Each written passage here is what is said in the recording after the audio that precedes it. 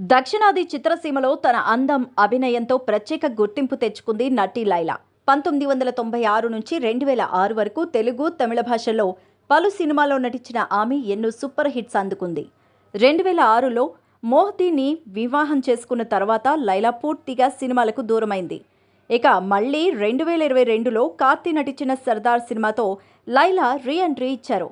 ఆ తర్వాత దళపతి విజయ్ గోడ్ సినిమాలో కూడా లైలా మెప్పించింది. తాజాగా ఆది పినిశెట్టి శబ్దం మూవీలో లైలా కీలక పాత్ర పోషించింది. శబ్దం ప్రమోషన్స్లో భాగంగా లైలా తనకున్న ఓ వింత సమస్యను వెల్లడించింది.